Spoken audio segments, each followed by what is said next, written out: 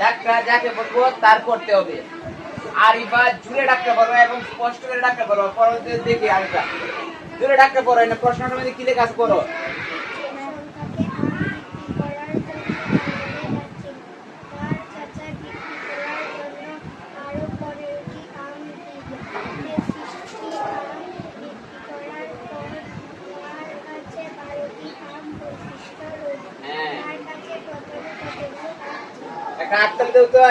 আমার কাছে মানে তার প্রশ্ন পড়াটা আমার কাছে ভীষণ ভালো লাগছে। ঠিক আছে, এখন হাততালিটা থামাও। দেখো রিডিং এইভাবে করতে হয়।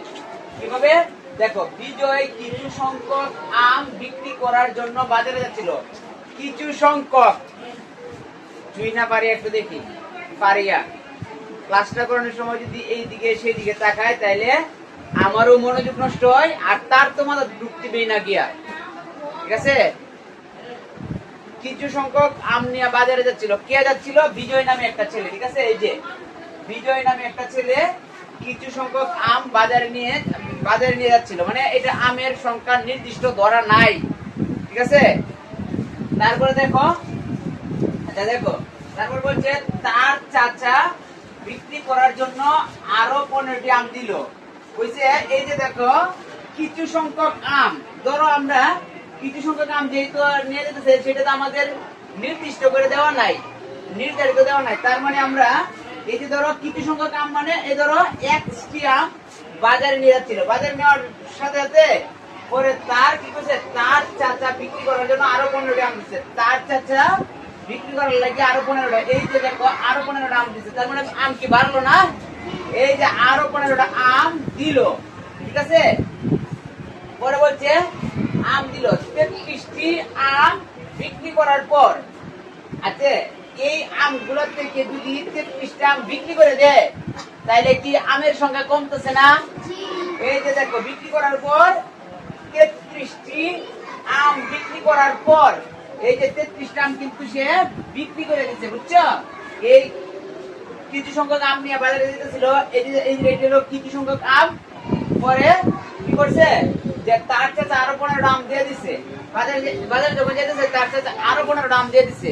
পরে এই আমগুলা থেকে 33টা আম বিক্রি করছে। 33টা আম বিক্রি করছে মানে এটা তো মাইনাস হয়ে যাবে, মানে বিয়োগ হয়ে যাবে। বিক্রি করার পর কি হয়েছে, 12টি আম অবশিষ্ট রইল। মানে এই যে দেখো এই 12টা আম অবশিষ্ট রইল তার কাছে। হ্যাঁ, 12টি আম অবশিষ্ট রইল তার কাছে। প্রথমে কতগুলো আম ছিল, এখন এটা আমাদেরকে বাহির করার জন্য বলছে। এই যে তার কাছে প্রথমে কতগুলো আম ছিল সেটা এখন আমাদেরকে বাহির করতে হবে। একদম সহজ। মাঝখানে সমান চিহ্ন থাকে, বামে জানি কি দিতে হয়? বা। কি দিতে হয়? কি দিতে হবে? বা। দেখো x প্লাস 15 সমান চিহ্নটা আছে, সমান চিহ্ন দিলাম, সমান এখানে আছে 12। ঠিক আছে, 12। এই বিয়োগের 33 যদি আমরা পক্ষান্তর করি মানে সমানের এই পাশে নিয়ে আসি তাহলে বিয়োগের 33 হয়ে যাবে যোগের 33। বিয়োগের 33 কি হয়ে যায়? যোগের 33। বা দেখো বা x প্লাস 15 সমান এই 12 আর 33 কত একখানে কইলাও। 12 আর 33 কত হয়? 45। কত হয়? 45। এই যে দিলাম আমি 45 বা x সমান 45। আর এই যে বিয়োগ যোগের 45 যদি আমরা পার্শ্ব পরিবর্তন করি, পক্ষান্তর করি তাহলে হয়ে যাবে বিয়োগের 45। ঠিক আছে, বা x সমান 45 এর থেকে 15 চলে গেলে থাকে কত? 45 থেকে 15 চলে গেলে থাকে 30। কত থাকে? 30। মানে বলছে তার কাছে, দেখো তার কাছে প্রথমে কতগুলো আম ছিল? তার কাছে প্রথমে আম ছিল তোমার 30টি আম ছিল। কতগুলো আম ছিল? 30টি। লিখবা উত্তর লিখবা 30। উত্তর লিখবা কি? উত্তর লিখবা 30টি। 30টি আম ছিল। এখন